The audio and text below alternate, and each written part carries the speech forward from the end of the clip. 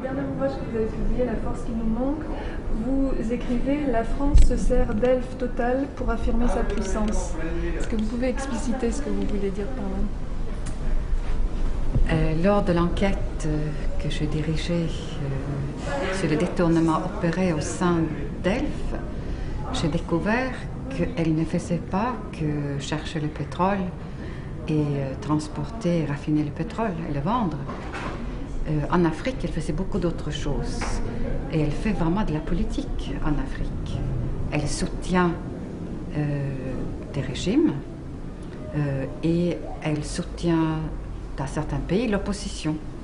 Par exemple, en Angola, nous avons découvert qu'Elf a payé Savimbi, a financé l'opposition donc en Angola. Et on peut s'interroger sur la légitimité d'une compagnie pétrolière de mener sa propre politique étrangère, une politique étrangère qui n'est pas décidée par le Parlement, par le Quai d'Orsay, mais par des personnes qui dirigent Elf, j'allais dire un peu par hasard. Ce que l'instruction a établi, c'est les différentes façons qui existaient pour enrichir à titre personnel les dirigeants africains au détriment des compagnies nationales. Et à partir de ces fonds, comment étaient aussi enrichis les dirigeants de la compagnie Elf et des réseaux politiques français. Et il y avait différentes façons de faire. Une que j'ai trouvée particulièrement révoltante et choquante était lorsque il se finançait sur le différentiel de taux. Je vais vous expliquer ce que c'est. L'Angola avait besoin d'emprunter 100 millions de dollars et le rating de Angola sur le marché est faible, c'est-à-dire que le taux auquel ils peuvent emprunter est cher. Ils empruntent à PIBOR plus quelque chose, plus 1% par exemple, alors que Elf, son rating est excellent. Elf peut emprunter sur le marché à un taux beaucoup plus bas que l'Angola. Et c'est ce système-là dont ils se sont servis pour financer les caisses noires d'Elf.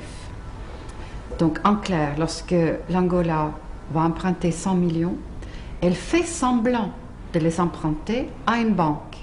Et dans mon exemple, c'est le Canadian Imperial Bank, la filiale de Genève, qui se prête, elle fait du fronting. Elle fait semblant de faire un prêt à l'Angola à un taux élevé. En réalité, c'est Elf qui va emprunter le fonds sur le marché et va le faire transiter par une société offshore, et la banque ne va prendre qu'un frais fixe pour financer le prêt. Mais cette banque, elle va établir des contrats en bonne et due forme, ce qui fait que le peuple angolais, eux, ils vont rembourser les 100 millions au taux élevé, mais en réalité, le coût de ce prêt n'est que le taux du marché plus 0,5, et le différentiel, qui chiffre assez vite quand c'est sur 100 millions et sur une durée longue, on se les répartit entre les dirigeants d'Elf, leur caisse noire, et à titre personnel, les dirigeants de l'Angola. Et tout ça, c'est payé par les pauvres. Et je pense que nous l'avons démontré, ce schéma est public, chacun peut demander copie du jugement et le lire.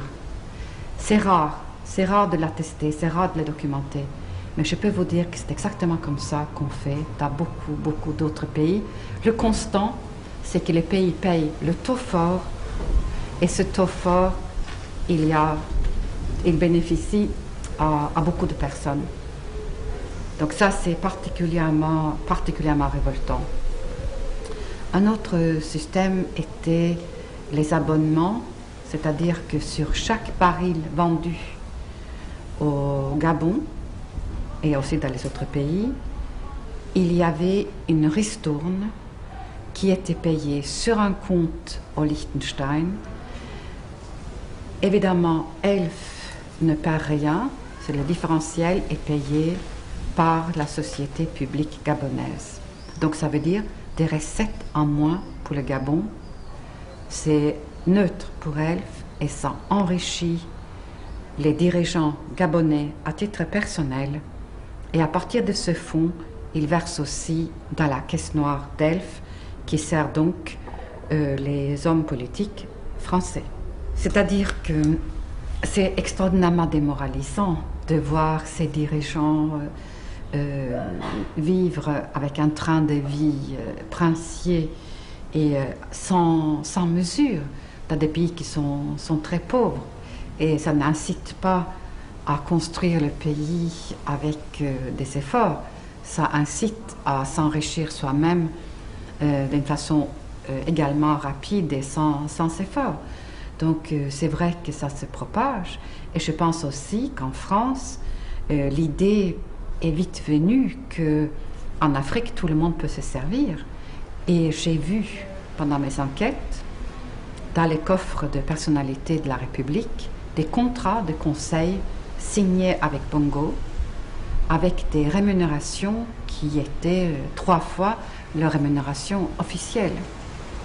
Et je pense que beaucoup de personnalités françaises ont bénéficié de contrats avec des chefs d'État africains et qui ont singulièrement amélioré leur train de vie. Tout se passe comme s'il y a un flux d'argent très important et dans lequel beaucoup de gens ont une paille ou une pompe, pour vous employer l'image que vous voulez. De temps en temps, ça émerge, de temps en temps, on le voit.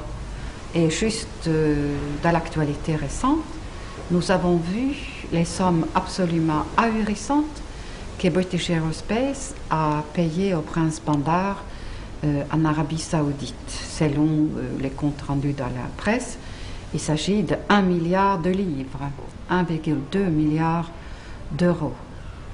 C'est des sommes qui sont tout à fait significatives dans les budgets de ces pays. Donc on voit la distorsion de la corruption.